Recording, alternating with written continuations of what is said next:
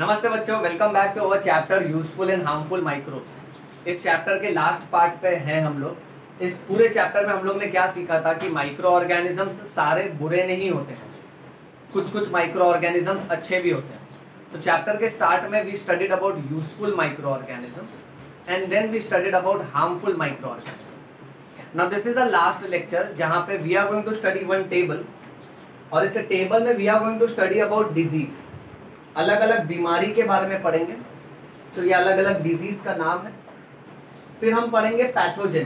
Pathogen यानी micro organism, कि वो बीमारी कौन से टाइप के माइक्रो ऑर्गेनिज्म की वजह से होती है। फिर उसके बाद हम लोग पढ़ेंगे मोड ऑफ इन्फेक्शन, कि वो बीमारी कैसे फैलती है। Mode of infection means the route of transmission, कि ये बीमारी फैलती कैसे है।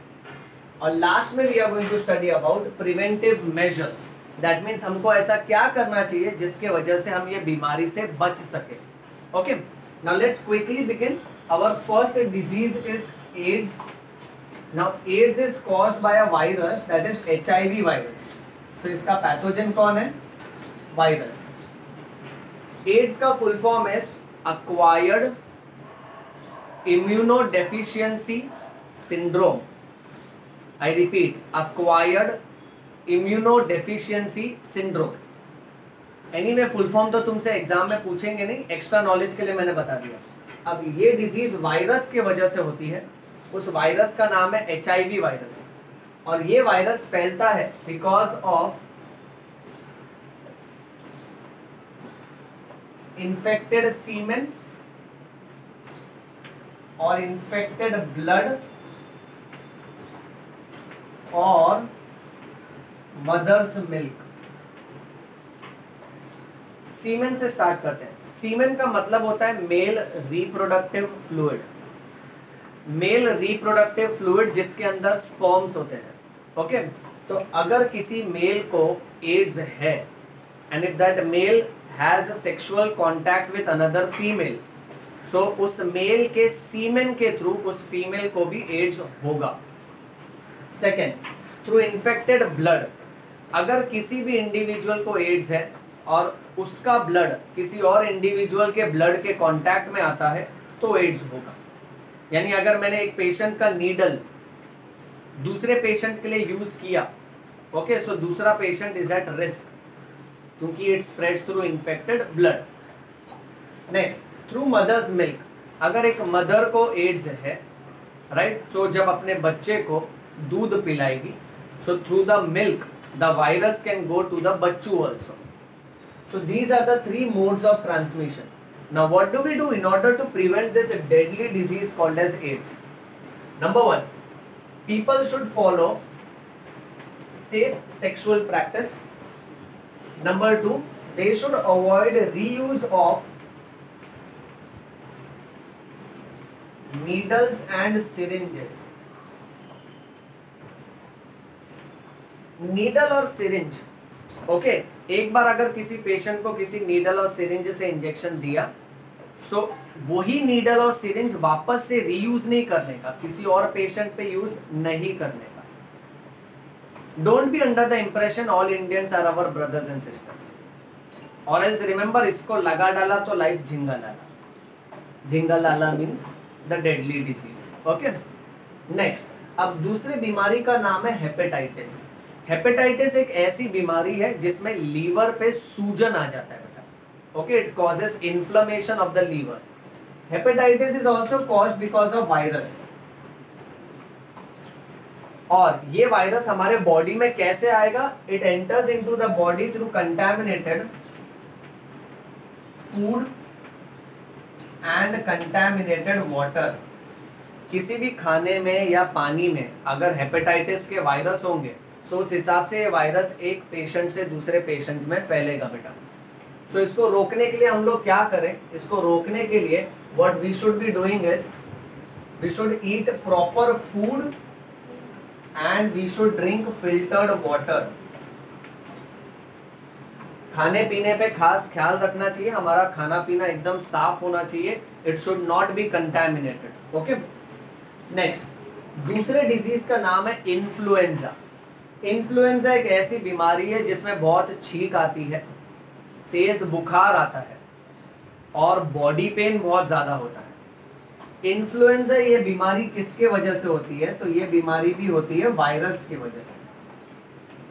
और ये बीमारी फैलती कैसे? अब अगर मैं छींकूंगा, ओके, तो मेरे हैंकरचिफ को अगर किसी और ने टच किया तो उसको ये इन्फेक्शन हो सकता है। So it is caused because of contact with infected person.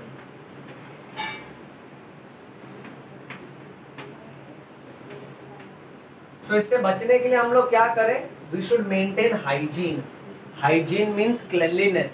साफ सफाई रखना चाहिए, पर्सनल हाइजीन रखना चाहिए। ओके, दोस्त का हैंकरचिफ उसने जिसमें छींका वही हैंकरचिफ में हम लोग छींकेगा और नाक पोछेगा, बुरी बात है। शेयरिंग इज केयरिंग, पर यहाँ it is not caring, it is a daring. Okay, and if you dare to do this you will get this disease, ये याद रखो। So all Indians are not our brothers and sisters. उसका handkerchief मेरे को चलता है, मेरा भाई ही है वो, नहीं। ओके, नेक्स्ट, सो हाइजीन रखना चाहिए and you should avoid contact with the infected patient. So you should avoid contact. Okay, आगे नेक्स्ट बीमारी का नाम है मीजल्स और चिकन पॉक्स। शॉर्ट में लिखा है चिकन। मीजल्स और चिकन पॉक्स एक तरह का स्किन इन्फेक्शन है जिसमें स्किन में फोड़ी आती है। ओके, और ये होता है वायरस की वजह से। इसमें एक कमाल की बात बोलता हूँ, एक्स्ट्रा इन्फॉर्मेशन। कभी सोचना बेटा, चिकन पॉक्स को चिकन पॉक्स क्यों बोलते हैं? तुम मेजॉरिटी लोगों से पूछोगे ना, यार चिकन पॉक्स को चिकन पॉक्स क्यों बोलते हैं, सो बोलेंगे कि चिकन खाने की वजह से होता है। सो ऐसे भी पेशेंट होंगे जो बोलेंगे भाई मैं तो शाकाहारी हूं, मैं तो वेजिटेरियन हूं, फिर भी मेरे को चिकन पॉक्स हो गया। सो फुलिश पीपल और फुलिश एक्सप्लेनेशन देते हैं, बोलते तूने चिकन खाया नहीं होगा, तूने चिकन देखा होगा या सोचा होगा। सो पहली बात, साइंटिफिकली आज के लेक्चर में एक्स्ट्रा नॉलेज ये याद रखो कि चिकन पॉक्स का चिकन से कोई लेना देना। सर फिर भी इसका नाम चिकन पॉक्स क्यों रखा है? इसका नाम चिकन पॉक्स इसलिए रखा है क्योंकि वेस्टर्न कंट्री में एक प्लांट है जिसका नाम है चिक पीस। जैसे मटर होता है ना ग्रीन पीस, वैसे चिक पीस एक प्लांट का नाम है। और चिकन पॉक्स में जो फोड़ी आती है ना, दैट इरप्शन, दैट फोड़ी resembles the berries which are present on that plant. उस प्लांट पे जो छोटे छोटे बेर, छोटे छोटे फ्रूट्स जैसे आते हैं ना, ओके, उसका और शरीर पे जो फोड़ी आती है उसका अपीयरेंस ऑलमोस्ट सेम है, इसके हिसाब से नाम रखा गया है चिकन पॉक्स। अब मीजल्स और चिकन पॉक्स वायरस की वजह से होता है और ये भी फैलता है because of contact with infected person. Okay, तो अगर मुझे शरीर में बहुत सारी फोड़ी है, मेरे कॉन्टैक्ट में अगर और कोई आता है तो उसको भी इस तरह का इन्फेक्शन होगा। सो it is spreading because of contact with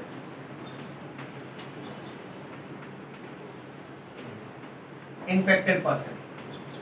next, अब इससे बचने के लिए क्या करें? सबसे बेस्ट इससे बचने के लिए वैक्सीनेशन करो, इंजेक्शन, मीजल्स ये सब का। इसलिए छोटे बच्चों को जन्म से हम लोग तरह तरह का इंजेक्शन देते हैं बेटा, ओके, जिसके वजह से वो इन बीमारी से लड़ने की क्षमता डेवलप कर लेते हैं, उनका इम्यूनिटी स्ट्रांग हो जाता है। सो इससे बचने के लिए वैक्सीनेशन करना चाहिए और you should eat clean food and water. Next, so AIDS, hepatitis, influenza हो गया, मीजल्स हो गया। अब नेक्स्ट बीमारी का नाम है बर्ड फ्लू और स्वाइन फ्लू। बर्ड फ्लू का दूसरा नाम है H7N9, whereas swine flu is called as H1N1। ये उसके वायरस का नाम है। ये बीमारी भी वायरस की वजह से होती है। अब जैसा कि नाम है बर्ड फ्लू और swine flu, bird flu birds में, स्वाइन फ्लू स्वाइन में, स्वाइन मतलब पिग। सो ये बीमारी फैलेगा when you come in contact with infected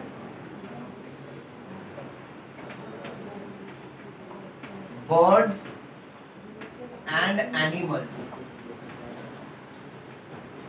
infected birds और एनिमल्स की वजह से फैलता है ये। ओके, सो इससे बचने के लिए हाइजीन रखो, साफ सफाई रखो and you should always eat properly cooked meat. Meat को अगर बराबर से कुक नहीं करोगे, देखो कुकिंग की वजह से कैसा है ना, हाई टेम्परेचर की वजह से उसके अंदर जितने जीव जंतु है, माइक्रो ऑर्गेनिज्म से सब मर जाते हैं। बट अगर हम लोग मीट को, अगर आप नॉनवेज हो और मीट खाते हो तो मीट को कुक करना जरूरी है। अगर मीट को आधा कुक करोगे, अच्छे से कुक नहीं करोगे तो इस तरह का इन्फेक्शन हो सकता है बेटा। नेक्स्ट बीमारी का नाम है डेंगू। डेंगू भी होता है वायरस की वजह से, और ये वायरस मच्छरों के अंदर होता है। So it is spreading because of mosquito bite. Okay, one mosquito जिसके अंदर डेंगू वायरस है, ओके, अगर उसने तुझे काटा, सो रिमेंबर, कांटा लगा, हाई लगा, डेंगू लगा। सो डेंगू इस हिसाब से फैलता है बेटा। अब इसमें बचने के लिए क्या किया जाए? सराउंडिंग्स को साफ रखो, so you should have clean surroundings. Mosquitoes को कंट्रोल करो। सो तुम कैसे है ना कि तरह तरह का गुड नाइट है, मॉर्टिन है, कॉइल्स है, ओके, ये सब का यूज करो। फुल स्लीव्स पहना किया करो, पंखा फास्ट रखा किया करो बेटा। और मॉस्किलो रिपेलेंट क्रीम्स जो आता है जैसे ओडोमॉस है, सो सब क्रीम यू कैन अप्लाई बेटा। मॉस्किटो को कंट्रोल करना बहुत जरूरी है, और सबसे ज्यादा जरूरी है अवॉइड वाटर स्टैग्नेशन।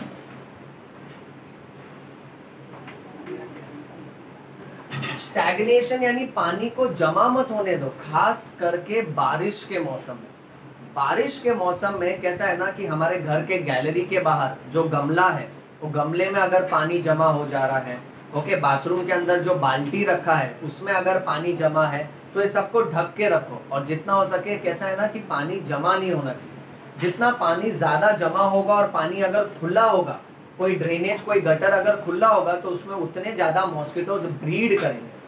ब्रीड करेंगे यानी रिप्रोड्यूस करेंगे, और ये मॉस्किटोज की वजह से डेंगू हो सकता है। डेंगू के साथ ही हम लोग एक और बीमारी डिस्कस कर लेते हैं जिसका नाम है मलेरिया। अब मलेरिया कैसा है ना, प्रोटोजोआ की वजह से होता है। देख बेटा, यहाँ पर तू एक ट्रिक भी बना सकता है। सब कुछ वायरस की वजह से हो रहा है डेंगू तक, ओके। उसके बाद बैक्टीरिया आएंगे, और मलेरिया जो है ना वो प्रोटोजोआ की वजह से हो रहा है। अब प्रोटोजोआ भी एक किस्म का माइक्रो ऑर्गेनिज्म है। हमें कैसे अलग अलग जात समाज ये सब होता है, राइट, धर्म होता है, रिलीजन होता है, अलग अलग कास्ट होता है, कस्टम होता है, ट्रेडिशन होता है, कल्चर होता है, वैसे इनका भी अलग अलग जात समाज है बेटा। प्रोटोजोआ भी एक किस्म का माइक्रो ऑर्गेनिज्म है, ओके। और मलेरिया भी फैलता है मॉस्किटो बाइट की वजह से। तो इससे बचने के लिए क्या करें, सेम चीज रिपीट करने का। अब मैं शॉर्ट में लिखूंगा यहाँ पे, क्लीन सराउंडिंग, मॉस्किटो कंट्रोल, और वाटर स्टैग्नेशन नहीं होना चाहिए, यानी पानी जमा नहीं होना चाहिए। आगे बढ़ते हैं। नेक्स्ट बीमारी का नाम है न्यूमोनिया। निमोनिया होता है बैक्टीरिया की वजह से, और ये निमोनिया में कैसा है ना, लंग्स का इन्फेक्शन हो जाता है बेटा, ओके। ये बैक्टीरिया हमारे लंग्स के अंदर आता है, और फिर उसके हिसाब से पेशेंट को बहुत खांसी आती है, बुखार आता है, सांस लेने में तकलीफ होती है, ओके। ये फैलता है because of droplets of infected person. अब ड्रॉपलेट्स का मतलब क्या होता है? ड्रॉपलेट्स का मतलब होता है छोटा छोटा ड्रॉप्स। जब भी न्यूमोनिया वाला पेशेंट बात करेगा या खांसेगा या छींकेगा या जोर जोर से हंसेगा, तो उसके मुंह से ना छोटा छोटा थूक का ड्रॉप्स निकलता है, और इस ड्रॉप्स के अंदर ना ये सारे के सारे माइक्रो ऑर्गेनिज्म होते हैं, और ये ड्रॉप्स को अगर कोई और इनहेल कर ले, सांस के माध्यम से अंदर ले ले, सो निमोनिया वाला बैक्टीरिया उसके भी लंग्स में जाएगा और इसको भी निमोनिया हो जाएगा। सो इससे हमको ये सीखना चाहिए कि हमको है ना खुले में खांसना, छींकना, हंसना नहीं चाहिए, और ऐसा कुछ अगर करो और तुमको बीमारी है, you should always cover your mouth, very important. Alright, इससे बचने के लिए क्या करें? इंजेक्शन ले लो, वैक्सीनेशन आता है, and you should avoid contact with the infected person, okay. Next बीमारी का नाम है लेप्रेसी।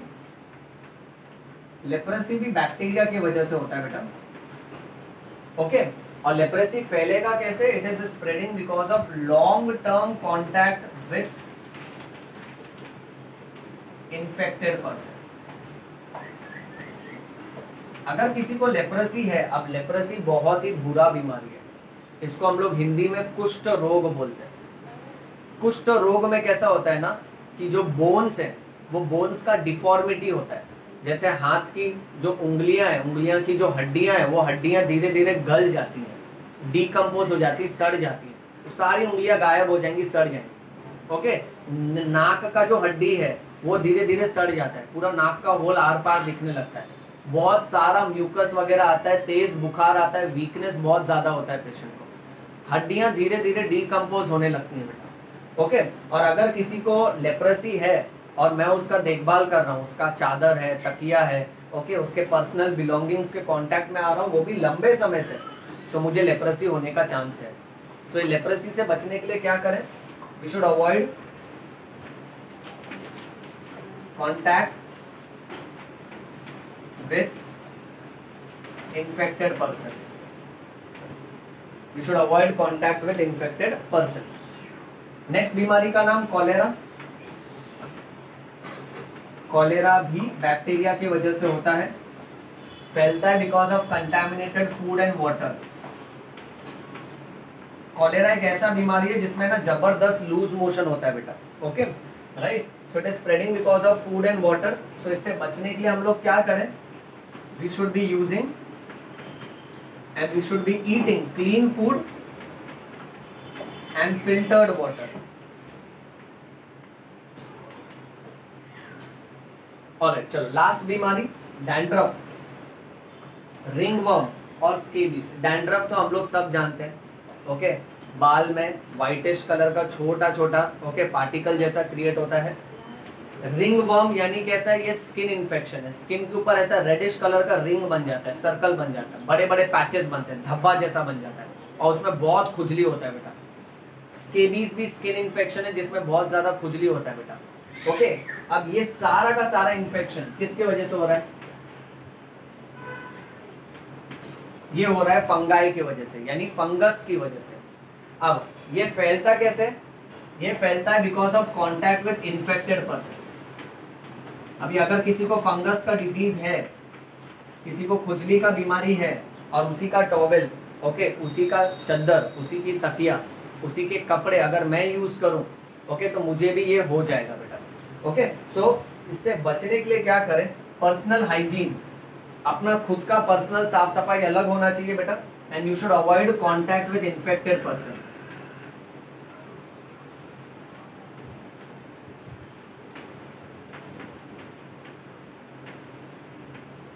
ओके ये समझा बेटा?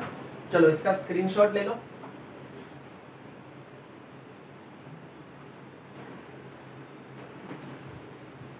लिया बेटा? ऑलराइट, सो ये था हमारे टेक्स्ट बुक का लास्ट टेबल। ये टेबल पढ़ने में अगर मुश्किल लगता है, टेक्निक याद रखना, डेंगू तक सब कुछ वायरस है, फिर बैक्टीरिया है, मलेरिया वाला प्रोटोजोआ है और लास्ट वाला फंगस है बेटा, ओके।